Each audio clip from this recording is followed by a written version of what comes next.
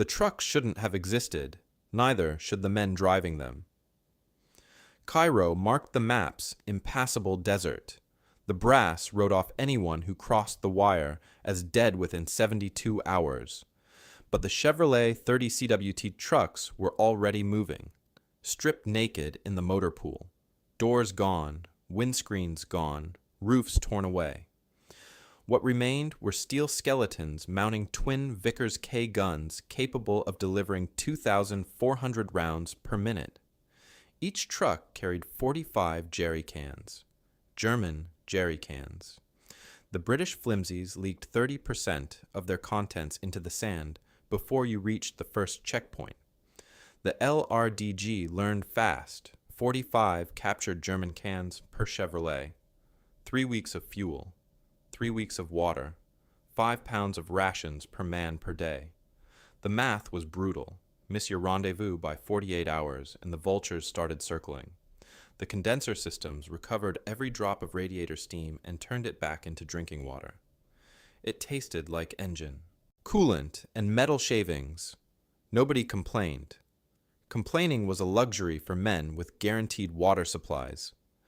Built-up leaf springs absorbed the punishment of rock fields and sand seas. Wide desert tires floated over surfaces that swallowed conventional vehicles whole. The wireless set number 11 transmitted Morse code across 1,000 miles of nothing on 17-foot antenna poles. Everything about these trucks was improvised, stripped down, and built to survive where nothing was supposed to. Standard army compasses spun like dervishes near all that metal. The men salvaged magnetic compasses from crashed Spitfires and Hurricanes instead. Fighter pilot navigation gear worked where Army kit failed. Bagnoled sun compasses provided backup when the magnetic needles went wild. Theodolites and sextants turned truck commanders into desert astronomers. Star shots at dawn, star shots at dusk. Plot your position or die lost. The temperature hit 60 degrees Celsius by noon. Metal burned. Bare skin. Water boiled in the jerry cans. Night brought sub-freezing cold that cracked teeth and froze radiators solid. The desert killed more men than enemy bullets ever would. Road watch positions sat 350 yards out by day, 30 yards by night, close enough to identify vehicle types by engine note and silhouette, close enough to count axles and estimate cargo loads, close enough to smell the fear on the other side of the wire. From the Italian perspective, the reports made no sense. Trucks materializing from the deep desert, the Patuglia Phantasma, the Ghost Patrol. How did they cross the sand seas? Where did they refuel? Every marked water source lay under Italian or German control. Every supply route was monitored. Every airfield was defended. Yet the ghost trucks appeared at dawn from directions the maps declared impossible. They struck fast, disappeared faster, left burning fuel dumps and severed telephone wires as the only proof they had existed at all. The radio intercept spoke of supernatural enemies, men who drank sand and ate metal, trucks that ran on captured moonlight. Back in Cairo, staff officers marked more red crosses on situation maps. Another patrol overdue. Another dozen men swallowed by the wasteland. They didn't know the trucks were already moving again, hunting new targets, following compass bearings into areas marked here be dragons. The long-range desert group operated beyond the edge of military possibility. That made them perfect for impossible missions. The Chevrolet 30 CWT sump cracked near Siwa. Oil black as tar leaked into sand. Sergeant Mackenzie peeled a banana, ate the fruit, pressed the skin against hot metal. The potassium sealed the crack tight. It held for 900 miles. Back at Kufra, the quartermaster demanded proper requisition forms. His clipboard pristine. His boots undusted. Mackenzie's truck still ran, cork from a wine bottle, a safety pin from a field dressing. The ignition switch died 50 miles from nowhere. Corporal Davies jammed cork into the housing and bridged the contacts with the pin. The engine turned over, sweet as a church bell. Italian mechanics at captured airfields found these repairs and shook their heads. They called the British Pazzi Ingegneri, crazy engineers. They rebuilt Fiats with proper parts, proper tools, proper procedures. Their trucks broke down every 100 miles. The wireless set, number 11 antenna, snapped in a sandstorm. 17-foot pole reduced to 6 inches of twisted aluminum. Signaler Williams wrapped dental floss around the stub, added a tent guy rope, and transmitted Morse code 800 miles to Cairo. Clear as crystal. Headquarters signaled back, unauthorized modifications, submit equipment damage report. Williams keyed his response. 3 letters, brief and anatomically impossible. LRDG mechanics became scavengers. Hurricane crash sites yielded compass roses. Stuka Rex provided hydraulic fluid.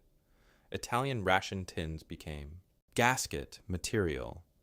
The Vickers K gun mount cracked on one patrol. Standard repair required workshop facilities. 2 days minimum. Private Henderson wrapped it in medical gauze, soaked in engine oil, and let the desert heat cure it into a makeshift fiberglass housing. The gun stayed aligned through 3 firefights. Medical supplies ran low. Morphine syrettes became hydraulic seals. Bandages became gaskets. Aspirin dissolved in radiator water prevented corrosion. Every item served double duty, triple if necessary. The quartermaster's report stacked higher. Equipment losses, unauthorized repairs, breach of regulations. The files grew fat while trucks kept running and men stayed alive. At war's end, mechanics stripped the modifications and returned trucks to factory specifications. Half the vehicles failed inspection. The other half ran worse than before. Mackenzie kept one banana skin, pressed between pages of regulations, a reminder that survival trumped paperwork every time. The Mortna Desert Watch continued through all of it. McKinnon's patrol was 30 yards from the coastal road at 2300 hours, close enough to smell German cigarettes. The boy's anti-tank rifle lay wrapped in Hessian. Sergeant McKinnon pressed his ear to the scorching ground, counting vibrations through truck chassis and boot leather. Opel Blitz, 3-tonner, moving west. The Bagnold sun compass read true bearing 270 degrees. The salvage Spitfire compass in McKinnon's palm held steady, its alcohol-filled housing warm as blood. 800 meters east, Obergefreiter Klaus Weber studied the road through Zeiss binoculars. Vehicles disappeared on straight stretches of tarmac. Supply convoys reported movement in peripheral vision, shapes that vanished when drivers turned their heads. Weber's hands shook as he swept the glasses across empty desert. Nothing moved in that furnace except heat devils and his own fear. How could men survive out there? Water boiled in canteens left in shade. Metal. Burned skin through gloves. Yet something watched from those dunes. Something that knew their schedules, their routes, their weaknesses. Weber's mouth went dry thinking about the British lying motionless in that hellscape, counting his breaths, measuring the range to his skull. McKinnon keyed his radio once more. Morse code tapped into static, stretching across half of North Africa. No response from base. They were written off, forgotten, alone in a landscape that killed the careless and swallowed the unlucky. The German convoy passed at 23:40 hours, 12 vehicles, mixed types, moving supplies east toward Tobruk. McKinnon noted everything in his log, knowing headquarters might never read these observations. But the job continued regardless of radio silence or casualty reports. The Chevrolet 30 CWT truck sat motionless in the pre-dawn darkness on another night, another target. Engines cold. Corporal Davies checked his watch. 400 hours. Temperature already climbing past 35 degrees Celsius. The paired Vickers K guns mounted on the truck bed gleamed dully in starlight. "Start her up," whispered Sergeant Mackenzie. The engine turned over with barely a whisper. Built-up leaf springs absorbed every vibration. Nothing wasted, nothing loud. They rolled forward across the hardpan. The enemy camp remained silent ahead. Italian supply trucks parked in neat rows. Fuel drums stacked like dominoes. Men sleeping under canvas that flapped gently in the desert wind. The trucks moved like ghosts. Wide tires distributing weight across sand that would betray any standard vehicle. The LRDG had perfected this approach over months of raids. Strike from nothing. Vanish into sand. From the Italian perspective, death materialized from empty desert. Sergeant Antonio Rossi of the Ariete Division jolted awake to the sound of canvas tearing. Not wind, bullets. The night exploded in muzzle flashes that seemed to float in darkness. No vehicles visible, no engine sounds, just fire spitting from nowhere. "Phantasmi!" Rossi screamed. "Ghosts!"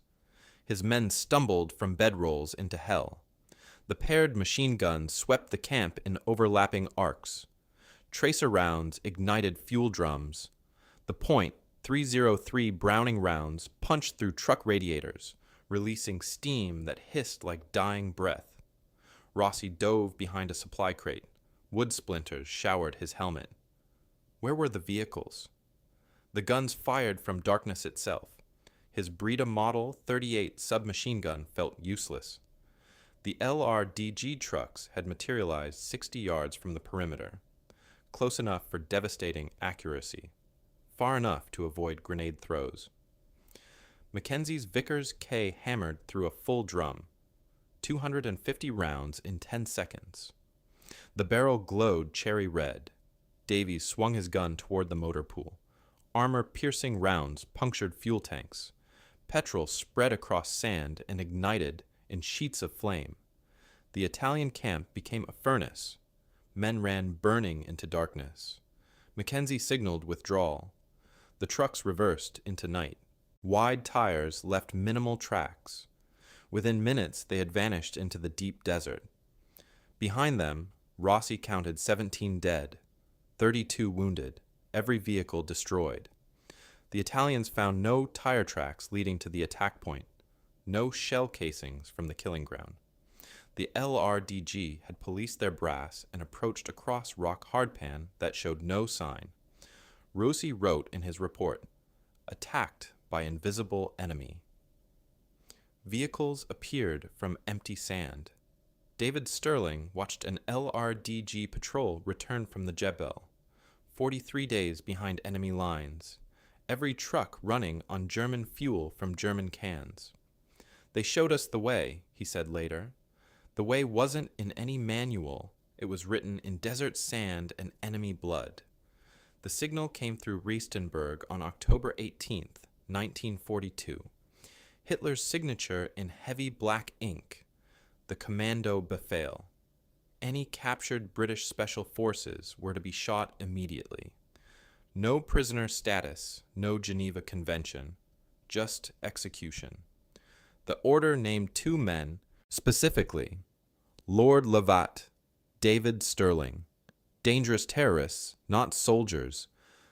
Wehrmacht intelligence had been tracking the desert rats for months.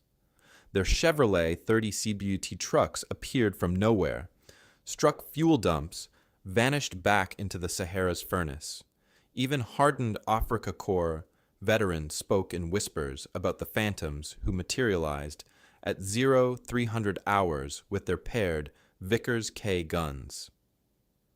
Captain Heinrich Bauer, 15th Panzer Division, captured at Alamein, couldn't understand their tactics. They attacked down the main road, he told his interrogators, not through the fields like proper soldiers. Completely crazy. No German unit would advance into direct fire like that. The fear ran deeper than tactics. These men operated for 3 weeks on 45 jerry cans, navigating by salvaged Spitfire compasses and astronomical sextants. Their trucks had no doors, no windscreens, just wide desert tires and condenser systems that turned radiator steam into drinking water. Everything about them violated military logic. Oberst Friedrich Weber witnessed the Bruneval raid from his command bunker. The Green Berets appeared at the cliff edge without warning. No preliminary bombardment. No massed assault. Just 80-pound rucksacks and rocket-propelled grapnel hooks fired from mortars. When the waterlogged ropes failed, they kept climbing barehanded up 100-foot cliffs.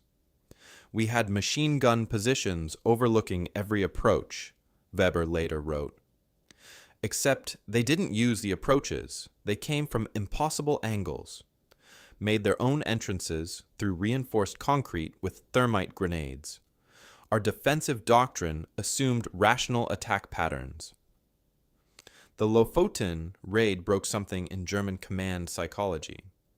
Lovat's men struck at dawn, systematically demolishing everything of value: fish oil factories, radio stations, Quisling recruitment offices. They departed with 314 volunteers and 228 German prisoners before the garrison could mount coherent resistance. Berlin accused Lovat of unwarlike conduct. The report went straight to the Führer's desk. Hitler's rage was volcanic. These weren't soldiers. They were pirates, criminals in uniform who refused to fight by civilized rules. Hauptmann Klaus Richter, captured at Pointe du Hoc, described the psychological impact.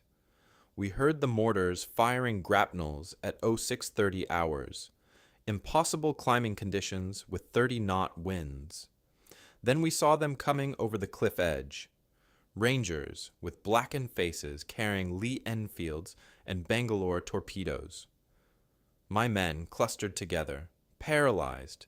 They couldn't decide what to do. We'd never experienced such withering small arms fire. The Kommando Befehl revealed Hitler's terror. These shadow units threatened something beyond military objectives. They proved that small groups of determined men could paralyze entire divisions through fear alone. The death warrant elevated them from nuisance to existential threat. The ropes hung like dead snakes against the limestone, waterlogged from the channel crossing, too heavy to climb. The rocket-propelled grapnels had fired true from their mortars, but physics had other plans. Sergeant Leonard Lommel spat salt water and checked his watch. 0630 hours, 30 minutes behind schedule. The 2nd Ranger Battalion carried 80-pound rucksacks up a 100-foot cliff face, while German MG-42s chattered overhead at 1,200 rounds per minute. The Lewis ladder worked for 20 feet. Then the rope snapped. Private Johnson fell backward into the surf, his Browning automatic rifle disappearing beneath gray foam. Water temperature, 52 degrees Fahrenheit. Hypothermia in 15 minutes. Corporal Martinez pulled out his M8 flare pistol, standard issue for night signals, 37mm bore. He loaded a white phosphorus round and fired it straight up the cliff face. The burning magnesium lit the German positions like a camera flash. Machine gun fire stopped for exactly 3 seconds. "Move your asses," Lommel barked. The Rangers climbed bare. Rock. Fingernails split on limestone. The Bangalore torpedoes strapped to their backs weighed 12 pounds each. Thermite grenades clinked against belt buckles. Every handhold threatened to tear rotator cuffs, already strained by equipment loads.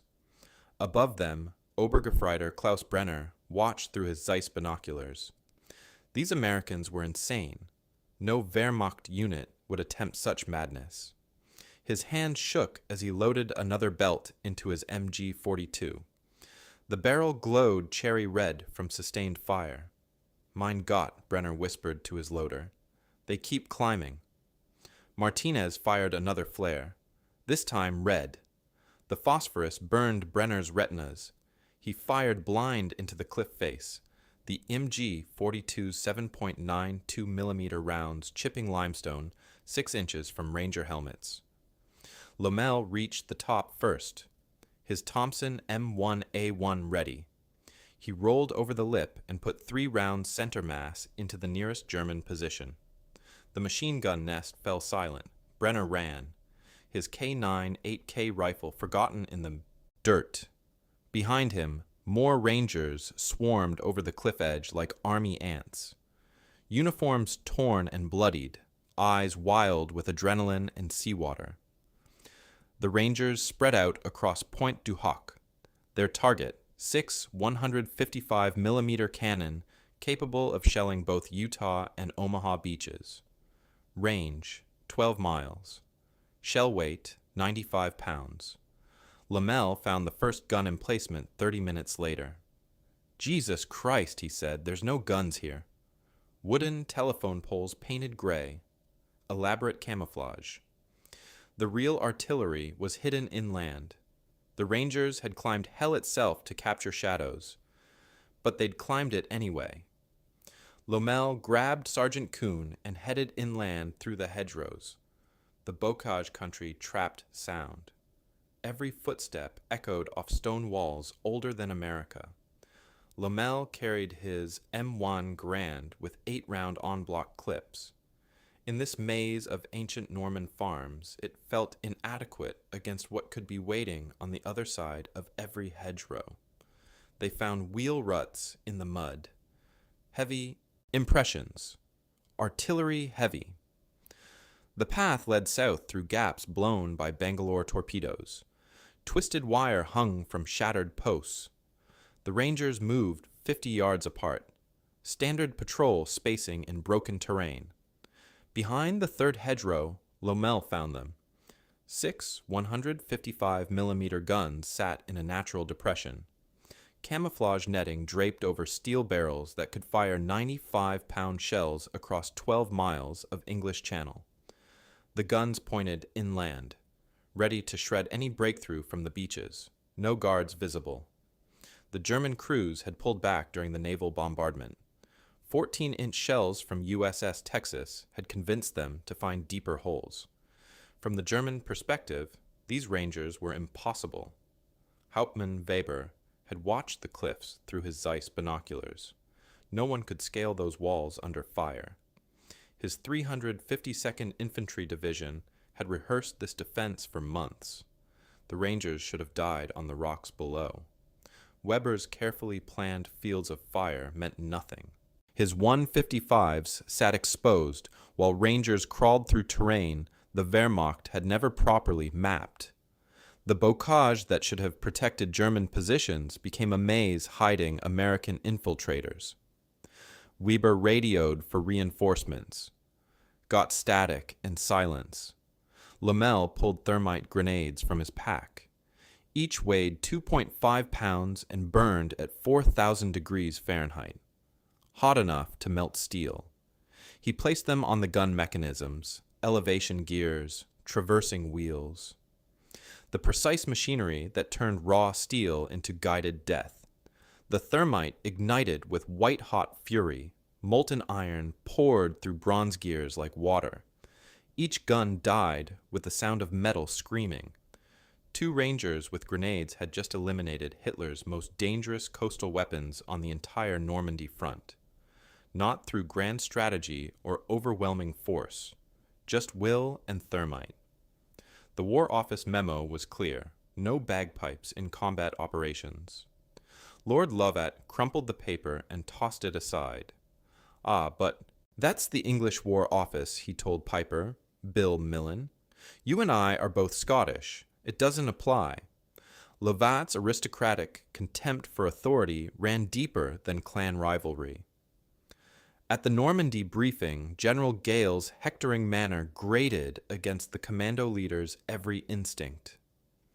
Gale had lectured about proper assault doctrine with the confidence of a man who hadn't been under fire in years. "My brigade has not been trained for bushwhacking," Lovat shot back. The friction was tactical, not personal. Lovat's men carried 80-pound rucksacks loaded with mouse-holing charges.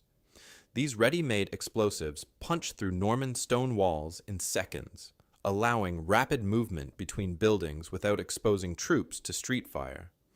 Each charge contained precisely measured cordite and steel fragments, designed to create man-sized breaches in 18-inch masonry. Gale preferred textbook advances. Lovat trusted battlefield innovation. The German defenders at Le Plain had never experienced such withering small arms fire. Commandos advanced with Lee Enfield No. 4 rifles and Bren guns, coordinating overlapping fields of fire. Each section carried a 2-inch mortar for close support, plus piats for bunker reduction. They moved through walls like ghosts, appearing suddenly in rooms where moments before there had been solid stone. The mouse-holing technique created a three-dimensional battlefield. Wehrmacht troops, trained for linear defense, found themselves surrounded as commandos bypassed strong points by moving laterally through buildings. 50 to 60 Germans clustered together near the village center, paralyzed by shock, unable to decide what to do. Their defensive positions had become death traps as explosive charges opened new angles of attack. The bigger the challenge, the better we play, Lovat had said. His men proved it. When shrapnel finally found Lovat, his last order to Derek Mills Roberts was characteristic. Take over the brigade and whatever happens, not a foot back. The piper played on. Bill Millon's bagpipes echoed across Norman fields, defying English regulations and German machine gun fire with equal disdain. The sound carried for miles, announcing Scottish presence to friend and enemy alike. Hitler had personally ordered Lovat's execution as a dangerous terrorist. The Führer understood what Gale missed.